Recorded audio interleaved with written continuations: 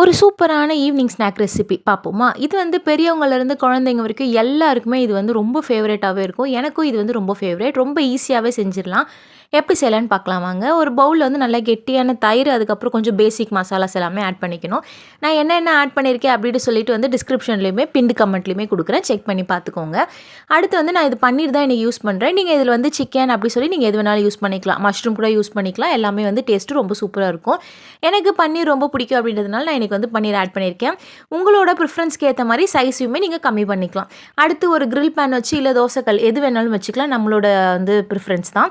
அடுத்து இதில வந்து ஒரு கொஞ்சமா வந்து பட்டர் ஆட் பண்ணிட்டு, இதில வந்து நான் ரோஸ்ட் பண்ணி வச்சிருந்தேன். அதாவது அந்த மசாலா போட்டு மேரினேட் பண்ணி வச்சிருந்த எல்லா பன்னீர் பீஸஸுமே உள்ள ஆட் பண்ணி நல்லா வந்து கோல்டன் ப்ரவுன் ஆகுற வரைக்கும் ரோஸ்ட் பண்ணி பொறுமையா எடுத்துக்கிறேன். அடுத்து ஒரு தவால சின்னதா ஒரு சப்பாத்தி மாரி போட்டுக்கிறேன். ஆனா இதில வந்து ஒரு கீ பாயிண்ட் என்ன அப்படி சொன்னா, நம்ம போடுற சப்பாத்தி வந்து நல்லா மெலிசா இருக்கணும். உங்களுக்கு வேணும் அப்படின்னு சொன்னா, நீங்க வந்து மைதா கூட வந்து ஆட் பண்ணிக்கலாம். நான் இன்னைக்கு மைதாலாம் ஆட் பண்ணல.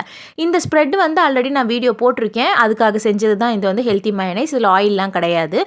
இந்த ரெசிபி வேணும் அப்படின்னா, நீங்க வந்து கீழ ரிலேட்டட் வீடியோல குடுக்குறேன். செக் பண்ணிக்கோங்க.